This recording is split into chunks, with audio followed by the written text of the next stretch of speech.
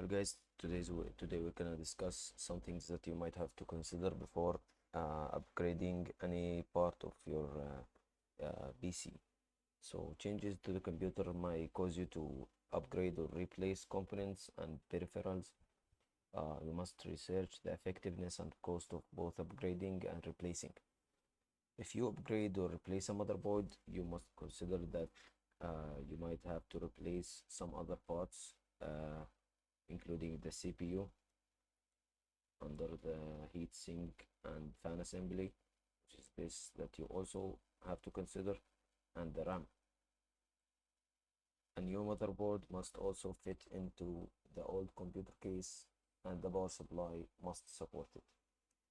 When upgrading the motherboard, begin the upgrade by moving the CPU and the heatsink and fan assembly to the new motherboard if they will be reused. These items are much easier to work with when they are outside of the case. Work on an anti-static mat and wear anti-static gloves or an anti-static strap to avoid damaging the CPU.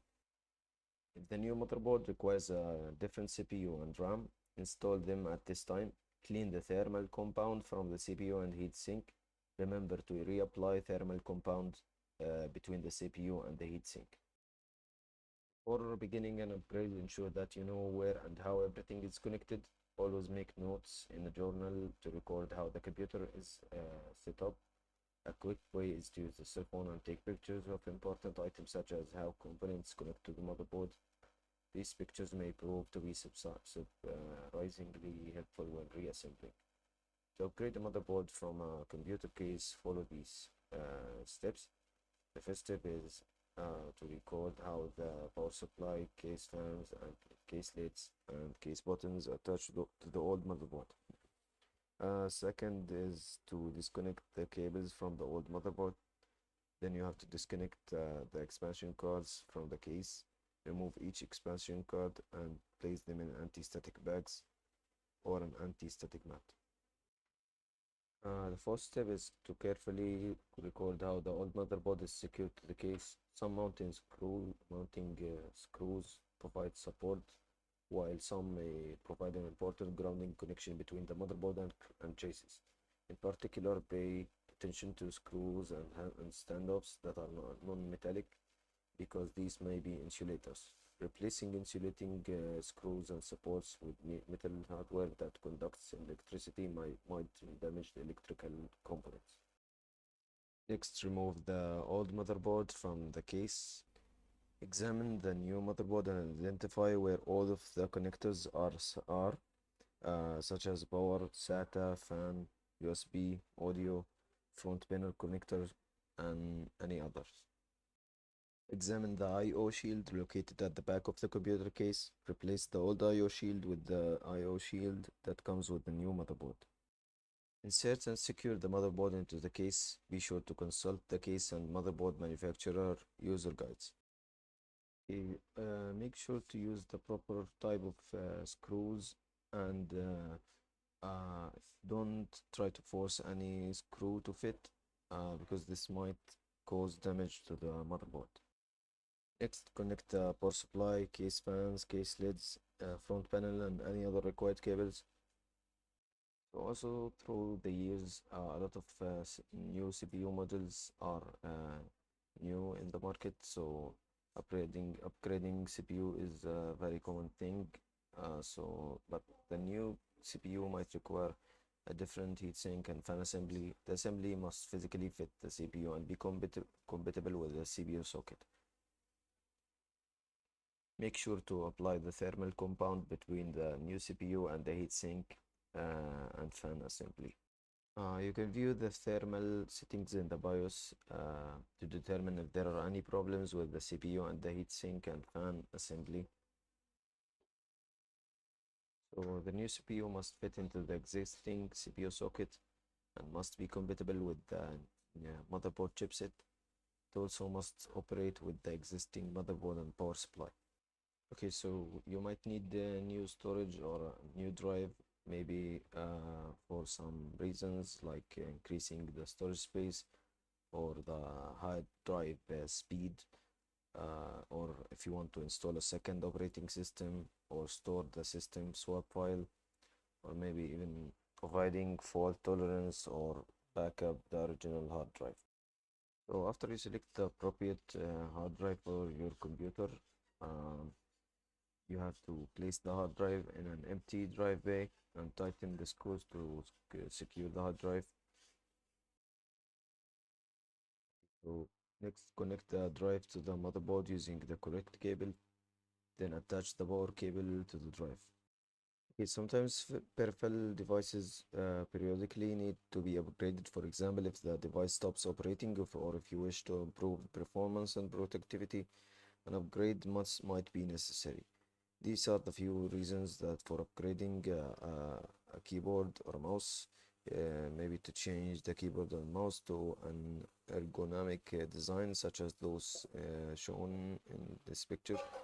Uh, Ergonomic devices are made to be more comfortable to use to help prevent repetitive motion injuries. So as you see, there are many different types of computer keyboards. Some are for gaming, some are using USB, some are wireless. It also depends on the sound of the clicking that you might prefer. You might prefer a quiet one or something more loud, like a blue switch and different types. So some laptops may not have many USB slots. So if you need any USB slot that is not available on your laptop or PC, you can get a USB hub or a USB adapter card. Upgrading your computer hardware will most likely also change its power needs. If so, you may need to upgrade your power supply. You can find calculators on the internet to help you determine if you need to upgrade the power supply. Just search for power supply wattage calculator. In addition to upgrading for additional power, a computer may be capable of having two power supplies. One acts as a redundant power supply in case of failure. A special motherboard must be used to take advantage of this configuration. This configuration is not often found with desktop computers. It is more commonly used in servers. This allows both power supplies to be hot swappable. The faulty power supply can be replaced without losing power to the computer. Okay, now we're gonna talk about troubleshooting any problem of your computer's software. Troubleshooting is a logical, systematic process used to eliminate variables and identify the root cause of a problem. It is a guideline that applies to both hardware and software, and your skill level will improve with experience. Before beginning any repairs, you must protect against data loss to avoid liability. One way is to verify backups, confirm the customer has a valid accessible backup, and check the date and integrity. Okay, so if no backup exists, you cannot create one. The customer must sign and you cannot create one. Sorry, if no backup exists and you cannot create one, the customer must sign a liability release form giving you permission to work without holding you responsible for potential data loss. So there are many programs to help you troubleshoot hardware. Manufacturers of system hardware usually provide diagnostic tools of their own. So for example, we have the event viewer. When system user or software errors occur on a computer, the event viewer is updated with the information about the errors. The event viewer application records the following information about the problem. It records what problem occurred, the date and time of the problem, severity of the problem, source of the problem, the event ID number, also which user was logged in when the problem occurred. Although the event viewer lists details about the error, you might need to further research the problem to determine a solution. We also have the device managers. The device manager which displays all the devices that are configured or on a computer. The operating system flags the devices that are not operating correctly with an error icon.